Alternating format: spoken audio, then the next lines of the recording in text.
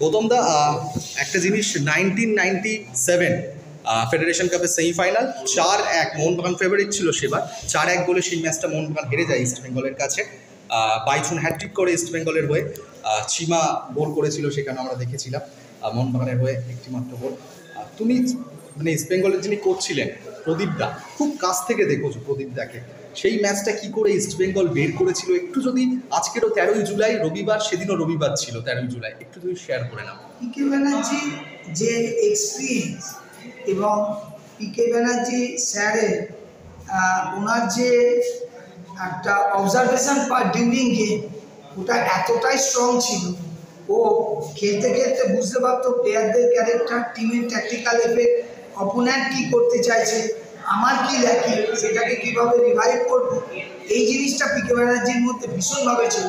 এবং ওনার যে কিছু চেঞ্জেস সেই ম্যাচে, ওটা একটা বিরাট আকার নিয়েছিল। এবং ম্যাচের পর যে ম্যাচে অত ভালো বাইচুং ভুটিয়ার মানে হ্যাট্রিক, কিন্তু পিকে ব্যানার্জি ওই যে চিন্তাধারা, ওটা যে কত উন্নত মানের ছিল, এটা যদি বিদেশে হতো তাহলে আমাদের এখনও চর্চা হতো, কিন্তু আমাদের দেশ বলে। কিন্তু আমি ছোট থেকে পিকে স্যারকে দেখেছি আমাদের টাটা ফুটবল একাডেমিতে। উনি ফুটবলের একটা মানে কি বলবো প্রফেশন, উনি ফুটবল নিয়ে পড়াশুনো, ফুটবল নিয়ে চিন্তাভাবনা, ফুটবলই সব। যার ফলে ওনার যে চিন্তাভাবনা, ওনার যে দর্শন, ওনার যে অবজারভেশন, সেটা এতটাই উচ্চমানের ছিল।